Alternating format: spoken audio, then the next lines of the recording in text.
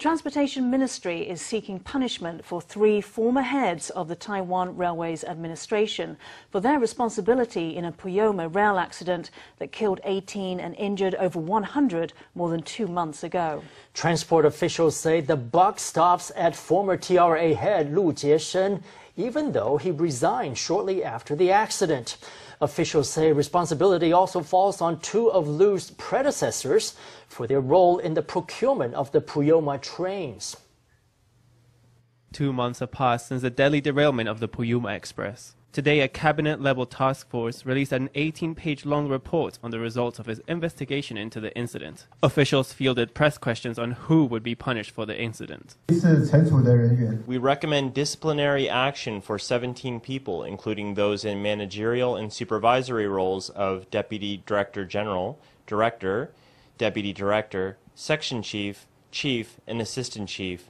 We recommend the maximum penalty of 1 major demerit in a post-transfer.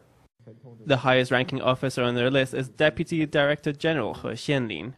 The cabinet team did not list train driver Yu Cheng-chung and other 9 workers, saying they needed to wait for the completion of a judicial probe.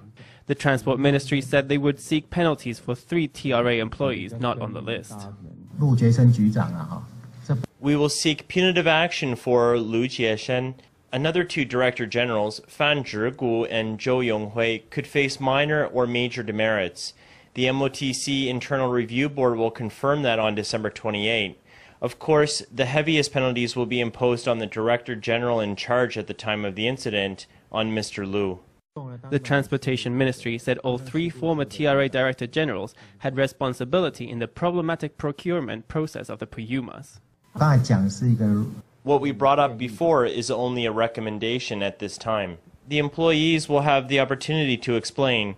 Once the list is finalized, we will take the next step. Once the results are out on December 28, we can have further discussion. The Transportation Ministry stressed repeatedly that the list was preliminary. The finalized list will not be ready until next Friday.